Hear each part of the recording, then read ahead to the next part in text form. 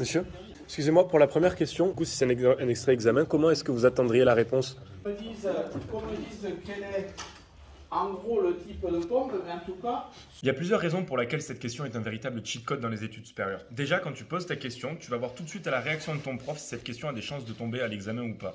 Si tu vois que le prof il est là en mode non, mais ça c'est juste un exemple, c'est pour contextualiser, ben déjà tu sais que ça, t'as pas besoin de donner ton attention dedans.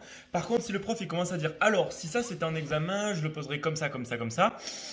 Tu sens qu'il y a des chances que ça peut être à l'examen, donc il faut que tu sois attentif. Et pourquoi moi ça m'a permis d'être major de promo? C'est parce que à force de poser cette question régulièrement en classe, j'ai trouvé plein de petites alternatives, plein de petites façons de la poser différemment pour pas me faire cramer. D'ailleurs, je t'ai mis beaucoup d'exemples en commentaire ou dans la description de cette vidéo. Et pendant que tout le monde pensait que j'étais juste le mec chiant qui posait 36 000 questions, en fait j'étais juste en train de trouver les bonnes questions qu'il y avait au contrôle, donc j'orientais mes révisions, donc j'avais plus de résultats, donc on finit dans les premiers. Bref, dis-moi dans les commentaires ce que tu penses de cette technique et si t'es un étudiant qui a envie de défoncer tes examens, abonne-toi.